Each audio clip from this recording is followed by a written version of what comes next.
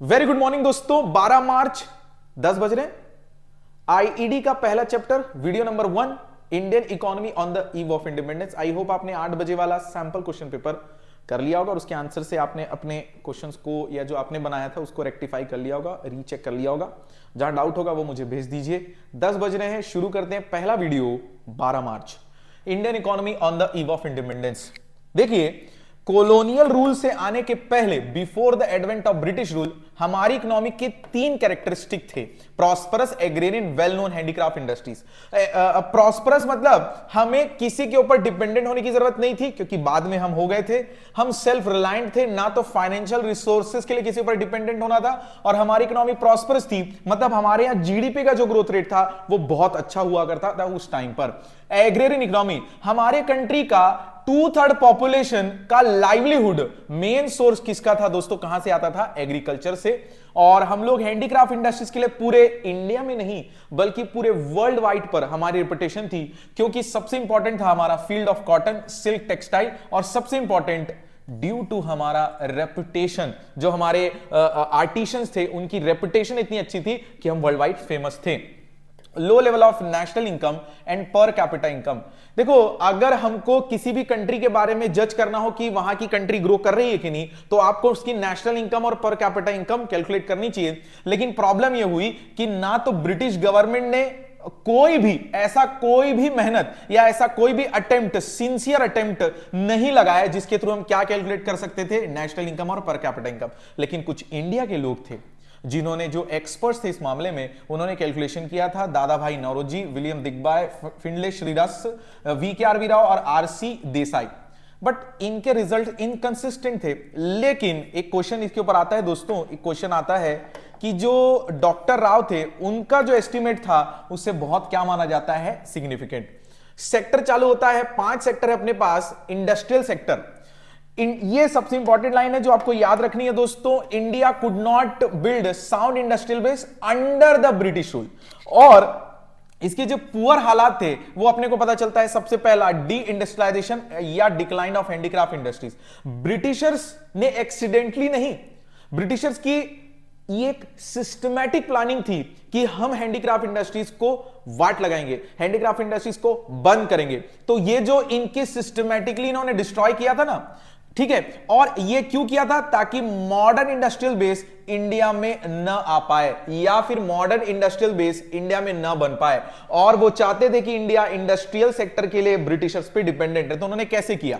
उन्होंने primary motive रखा कि यहां से रॉ मटेरियल ले जाएंगे चीप रेट पर और इंडियंस को बेचेंगे ब्रिटिशर्स के फिनिश गुड्स को, जो कहां बन रहे हैं? बाहर। उसको पहले बाद में उन्होंने हाई प्राइस पर बेचना शुरू किया। इसका इंपैक्ट क्या हुआ? जैसे ही दुकानें बंद हुई हैंडीक्राफ्ट की, तो उसका पहला एडवर्स इंपैक्ट हुआ हाई लेवल ऑफ अनएम्प्लॉयमेंट। ये जो अनएम्प्लॉयमेंट हुआ ना, वो छोटा मोटा नहीं हुआ दोस्तों, मास स्केल पर हुआ। ये जो आर्टिशंस थे इनके लिए तो अब जॉब रही नहीं हैंडीक्राफ्ट इंडस्ट्रीज में। तो ये लोग कहां चले लग गए दोस्तों? एग्रीकल्चर में। और एग्रीकल्चर में हो गया दोस्तों बहुत ज्यादा क्या? Over crowded. क्या हो गया? एग्रीकल्चर बहुत ज्यादा ओवर क्राउडेड, जिसे हम बाद में हमको समझ में आएगा डिस्गाइज अनएम्प्लॉयमेंट के नाम से जाना जाता है। अगला पार्ट है सेकंड, जो एडवर्स इंपैक्ट है वो है फिनिश गुड्स से। क्या हुआ? हमारी कंट्री में हैंडीक्राफ्ट इंडस्ट्रीज बंद हो रही थी, तो दुकानें बंद हो रही थी। तो जो लोग इंडियंस हैंडीक्राफ्ट इंडस्ट्रीज की डिमांड करते थे, अब मार्केट में इंडियन हैंडीक्राफ्ट तो मिल नहीं रहा। At the same time Britishers ने अपने इंपोर्टेड फिनिश गुड्स मार्केट में भेजना शुरू किया। तो एक न्यू पैटर्न ऑफ डिमांड, देखो क्या लिखा है, मार्केट में न्यू डिमांड क्रिएट हो गई, जो इंडियन कंज्यूमर मार्केट में तैयार होने लग गई। क्योंकि हम फॉरेन कंपटीशन के सामने खड़े नहीं हो पाए, क्योंकि वो क्या थे दोस्तों? मशीन मेड गुड्स थे। तीसरा पॉइंट है हमारे कंट्री में इंडस्ट्रियल सेक्टर का, lack of capital good industries. देखो, ये ब्रिटिशर्स चाहते थे कि इंडस्ट्रीज के लिए, कैपिटल गुड इंडस्ट्रीज के लिए वो इंडियंस उन पे डिपेंडेंट रहे।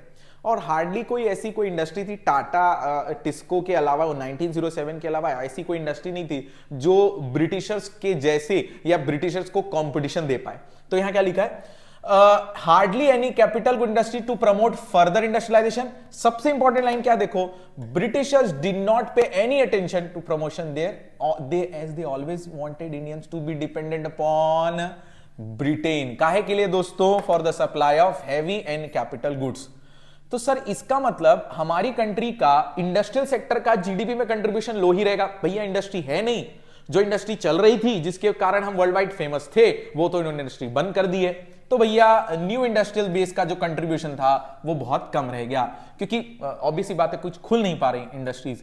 तो सर इस समय पब्लिक सेक्टर क्या कर रहा है? कुछ नहीं, वो सिर्फ और सिर्फ only railway, power generation, communication और पोर्ट्स की देखभाल कर रहा है। वो भी कौन करने बोल रहा है? ब्रिटिशर्स। अगला टॉपिक है दोस्तों फॉरेन ट्रेड, रेस्ट्रिक्टिव पॉलिसी। ध्यान रखेंगे क्या लिखा है? Restrictive policy adopted by colonial adversely affected the, सबसे important word, structure, composition and volume. Structure मतलब क्या होता है कि हम क्या क्या एक्सपोर्ट किया करते थे और इंपोर्ट किया करते थे, क्या हमारा एक्सपोर्ट ज्यादा हुआ करता था, क्या हमारा इंपोर्ट ज्यादा हुआ करता था। स्ट्रक्चर, कॉम्पोजिशन, एक्सपोर्ट में हम क्या करते थे, रॉ मटेरियल करते थे एक्सपोर्ट की, फिनिश गुड्स एक्सपोर्ट करते थे, क्या करते थे, और सबसे इंपॉर्टेंट वॉल्यूम, कितना करते थे, एक्सपोर्ट ज्यादा होता था, इंपोर्ट ज्यादा होता था। ये सारी चीजें इन पॉलिसीज की वजह से, कौन सी पॉलिसी? डिस्क्रिमिनेटरी टैरिफ पॉलिसी की वजह से पूरी चेंज हो गई। इसीलिए हम लोग मात्र बन के रह गए एक्सपोर्टर ऑफ प्राइमरी प्रोडक्ट। पहले हम फिनिश गुड्स भी एक्सपोर्ट करते थे, अब नहीं, क्योंकि अब रेस्ट्रिक्टिव पॉलिसी के कारण हम सिर्फ क्या भेज पा रहे हैं? Raw material. क्योंकि अगर हम फिनिश गुड भेजेंगे तो हमारी इकोनॉमी तो प्रॉस्परस होना चाहेगी, लेकिन प्रॉस्परस होने वो देंगे नहीं। तो हम लोग सिर्फ और सिर्फ इंपोर्टर बन के रह गए फिनिश गुड्स का, और प्राइमरी प्रोडक्ट का क्या बन के रह गए? एक्सपोर्टर। और ये फिनिश गुड्स भी कौन सा दोस्तों पता है? जो ब्रिटिशर्स बना रहे हैं, क्योंकि इनकी मोनोपोली थी, कंट्रोल था ब्रिटिश रूल का हमारे इंडिया के किसके ऊपर? इंडिया से एक्सपोर्ट एंड इंपोर्ट के ऊपर।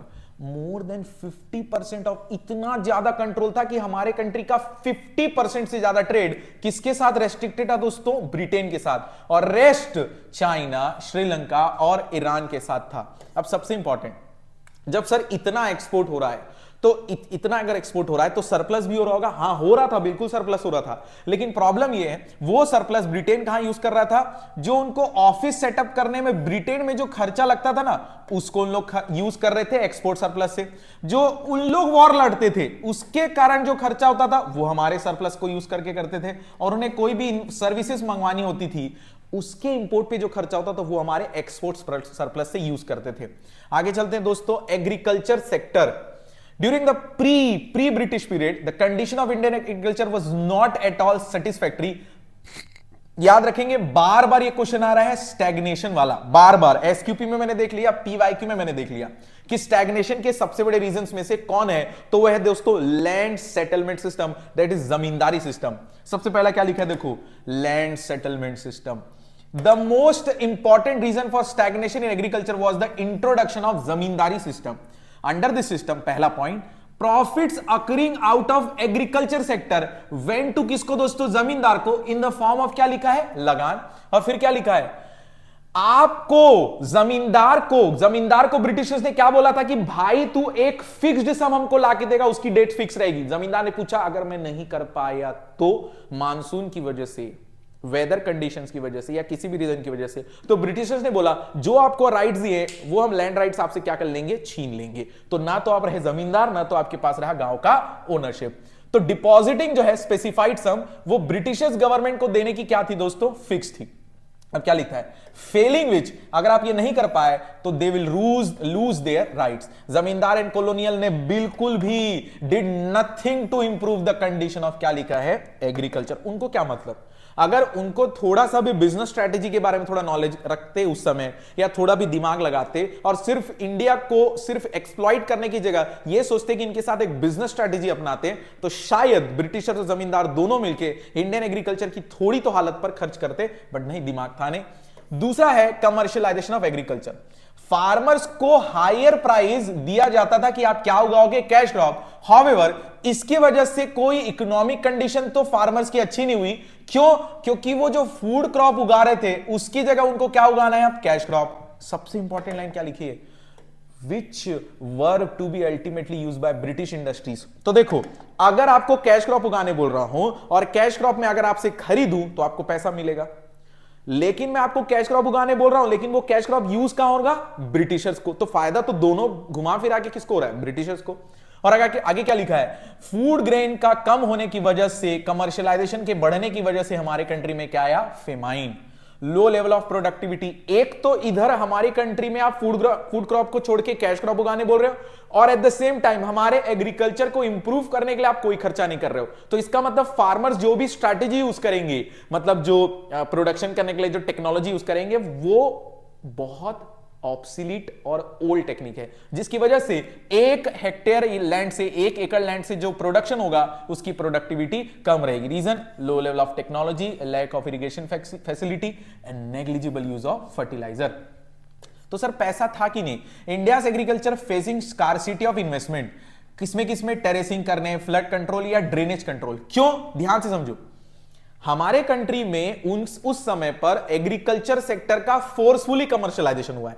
तो जो कैश क्रॉप उगा रहे उसका फायदा हमें नहीं मिल रहा, फूड क्रॉप उग नहीं रहा, और हमारे पास जो भी पैसा है वो तो खर्च हो जा रहा है फूड क्रॉप को परचेस करने में। तो हमारे पास इन्वेस्टमेंट का बिल्कुल भी पैसा नहीं है। आगे चलते हैं। Demographic condition. Demographic condition health होती है, फिर उसमें लिटरेसी, फिर उसमें बर्थ रेट, डेथ रेट, ये सारी बातें, जैसे सैनिटेशन फैसिलिटी, इसकी बात करते हैं। Demographic condition, high birth rate and death rate कितना था दोस्तों? 48 एंड 40 पर 1000 respectively. Extremely low literacy rate, overall कितना था? 16%। फीमेल लिटरेसी कितना था? 7%, जो सोशल बैकवर्डनेस दिखाता है। Poor health facility, public health facility were unavailable to large mass of population, और व्हेन अवेलेबल तो बहुत ज्यादा इनएडिक्वेट थे, जिसके कारण 2 सबसे बड़ी बीमारियां हो रही है, वाटर और एयरबोर्न डिजीज। वाइड स्प्रेड लिखा है, बहुत ज्यादा। हाई इन्फेंट मोर्टालिटी, 1 साल के कम उम्र के बच्चे का डेथ या उसका मर जाना, तो 218 पर 1000 था उस टाइम पर, ब्रिटिशर्स के टाइम पर, जो कि 33 हुआ 2017 में पर 1000 में, 2018 में ये 32 हुआ पर 1000 में, और गिर के और 2022 में 27 हो गया पर 1000 के पीछे। वैसे भी अभी उतने हालात अच्छे नहीं है, बट कॉन्ट्रेरी टू उस ब्रिटिश टाइम पे अभी तो इन्फेंट मोर्टालिटी रेट ठीक है।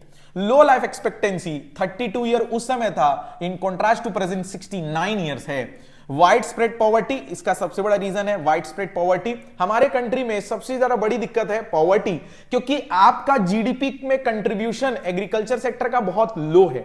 ऑक्यूपेशनल स्ट्रक्चर में अगर बात करें तो सबसे ज्यादा जो प्राइमरी ऑक्यूपेशन है किसको माना जाता है दोस्तों? एग्रीकल्चर सेक्टर को। किसको माना जाता है? एग्रीकल्चर सेक्टर को। कितने परसेंट है? 70 to 75%। और अगर बात करें मैन्युफैक्चरिंग की तो 10%, सर्विस की बात करें तो 15 to 20%। रीजनल वेरिएशन, मतलब ये कि कुछ स्टेट्स एग्रीकल्चर से शिफ्ट होकर मैन्युफैक्चरिंग और सर्विस में जा रहे थे, वेरेस कुछ स्टेट मैन्युफैक्चरिंग और सर्विसेज से कहां जा रहे थे? एग्रीकल्चर में। यहां देखो लिखा है आंध्र प्रदेश, केरला, तमिलनाडु, कर्नाटका, महाराष्ट्र, ये कहां जा रहे होंगे दोस्तों? ये डिपेंडेंसी एग्रीकल्चर से कम करके किधर जा रहे थे? मैन्युफैक्चरिंग और सर्विस सेक्टर। इसका याद रखने का सबसे अच्छा रीजन है कि ये वो एरियाज है जहां पोर्ट्स, रोड्स और रेलवे ब्रिटिशर्स ने सेटअप किए हुए थे अपने बिजनेस के लिए, तो उसका फायदा इन लोग उठा रहे थे। Whereas share of workforce agriculture में जा रहा है कहां? ओडिशा, राजस्थान और पंजाब में। अगर बात करें इंफ्रास्ट्रक्चर की, the main motive behind such infrastructure, सबसे पहला क्या था? अगर रोड्स देखो, बेसिकली जो इंफ्रास्ट्रक्चर पे खर्चा किया गया है ब्रिटिशर्स अपने फायदे के लिए कर रहे थे। तो रोड्स प्राइमरली किसके लिए बिल्ड किया गया था? Mobilising the army in shifting the raw material. Railway क्यों बनाया गया था? ताकि रेलवे इनेबल कर सके, अंडरटेक कर सके लोग लॉन्ग डिस्टेंस ट्रेवल को, और सबसे इंपॉर्टेंट रेलवे ने ही कमर्शियलाइजेशन ऑफ इंडियन एग्रीकल्चर को बढ़ावा दिया, जिसके कारण हम लोग कंपैरेटिवली सेल्फ सफिशिएंट बन पाए। मतलब ये क्या हुआ ना, रेलवे के कारण अब लोग सिर्फ और सिर्फ आसपास एरिया में ही नहीं बेच रहे, वो दूर दराज इलाके में भी बेचने पे ये थॉट आ रहा है। अगर रेलवे नहीं होता तो मैं डिस्टेंस प्लेसेस कभी कवर नहीं कर पाता, इतना बड़ा ट्रेवल, लेकिन अब मैं अपने सामान के साथ बड़े ट्रेवल दूसरी सिटीज जा पा रहा हूं। Air, water and transport, British government took measures for developing the water and air transport. Communication, सिर्फ एक चीज के लिए, लॉ एंड ऑर्डर मेंटेन करने के लिए। रीजन फॉर, क्यों किया गया? सबसे पहला, रोड्स क्यों बिल्ड किए गए? मोबिलाइजिंग द आर्मी, और ड्रॉविंग आउट क्या लिखा है? Raw material from country side. फिर लिखा है रेलवे क्यों डेवलप किया गया? 3 रीजन के लिए। सबसे पहला, टू हैव क्या लिखा है? Effective control administration. फिर क्या लिखा है, earn profit through foreign trade by linking railway with major port. तो रेलवे क्यों बनाया गया, ताकि हम पोर्ट्स को उनसे कनेक्ट कर पाए और इस कनेक्शन से हमको बहुत ज्यादा हमारा फॉरेन ट्रेड बढ़ जाएगा, किसका, ब्रिटिशर्स का, and to make profitable investment of British funds in India. Electric telegraph का मेन यूज था दोस्तों क्या करने के लिए, लॉ एंड ऑर्डर मेंटेन करने के लिए। यहां पे खत्म हो दोस्तों चैप्टर नंबर 1। ये चैप्टर नंबर 1 आपका कम से कम टाइम पे कवर होता है। शुरू करेंगे 12 बजे चैप्टर नंबर 2।